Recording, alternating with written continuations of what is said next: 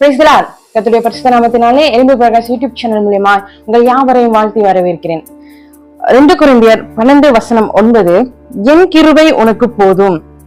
தேவன் இந்த வார்த்தை சொல்லுகிறத நம்ம பாக்குறோம். என் கிருபை உனக்கு போதும். இந்த கிருபை அப்படின்னா நமக்கு தெரிஞ்சது இரக்கம், தயவு, கருணை, இதைதான் நம்ம கிருபைன்னு சொல்லுவோம். இன்னும் சொல்ல போனா தகுதி இல்லாதவனுக்கு தேவன் தருகிற ஈவுதான் கிருபை. தகுதி இல்லாதவனை தேவன் தகுதி உடையவராய் மாற்றுகிறது கிருபைன்னு சொல்லி இப்படிதான் நம்ம கிருபையை நம்ம சொல்லுவோம். இந்த கிருபையை எப்படியெல்லாம் இக்கால கிறிஸ்தவ சமூகம் பயன்படுத்துறாங்க அப்படின்னு பாத்தீங்கன்னா, இந்த கிருபையை எதுல அடக்குறாங்க அப்படின்னா, ஒரு போன் வாங்கினாலோ இல்ல ஒரு நகை வாங்கினாலோ அல்லது ஒரு டிவி வாங்கினா கர்த்தருடைய கிருபையால ஒரு டிவி வாங்க கிருபை செஞ்சாரு, கர்த்தருடைய கிருபையால ஒரு போன் வாங்கினேன், இப்படின்னு உலக காரியங்களுக்காக இந்த கிருபையை பயன்படுத்துகிறத பாக்குறோம். இன்னும் சில இடங்கள்ல உபதேசம் கூட கிருபையின் உபதேசமா மாறிடுச்சு.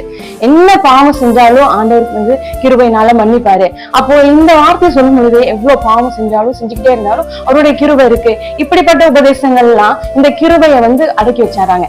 கிருபை அப்படின்னு வேதத்தின் மூலியமா இந்த கிருபையை நம்ம பார்ப்போமானால் ஆதியாகமம் 6:8 நோவாவுக்கோ கர்த்தருடைய கண்களில் இருந்து கிருபை கிடைத்தது அப்படின்றத நம்ம பார்க்கிறோம். எதுக்கு அப்படின்னு பாத்தீங்கன்னா, பூமியில இருக்கிறவங்க மனுஷர்கள் பாவம் செய்யும் பொழுது அந்த மனுஷர்கள் எல்லாரையுமே மிருக ஜீவன்களிலிருந்து ஒவ்வொன்றையும் ஆண்டவர் நிக்கிரகம் பண்றதுக்காக முடிவு பண்ணார். அப்போ நோவாவுக்கும் அவருடைய குடும்பத்துக்கும் ஆண்டவர் கிருபை செய்கிறத பாக்குறோம்.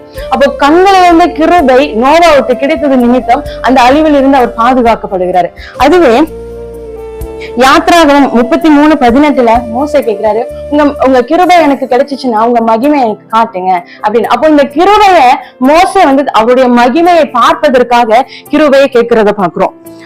அடுத்ததாக சங்கீதம் 5:7 தாவீது கேட்கிற கிருபை பாருங்க, உங்களுடைய ஆலயத்துல நான் பிரவேசிப்பதற்கு, உங்க சமூகத்துல பிரவேசிப்பதற்கு, பயத்தோடு பணிந்து கொள்வதற்கு உங்க கிருபை எனக்கு தாங்க அப்படின்னு தாவீது கேட்கிறத பாக்குறோம்.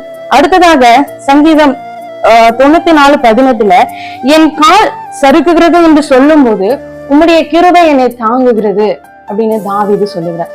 அப்போ இந்த கிருபைய தேவ மனிதர்கள் ஆண்டவருடைய மகிமையை பார்ப்பதற்காகவும், நிர்மூலமாகாமல் இருப்பதற்காகவும், நான் சறுக்கி விழுந்துராம இருப்பதற்காகவும், உங்க சமூகத்தை தேடுவதற்காகவும் கிருபையை கேட்கிறாங்க.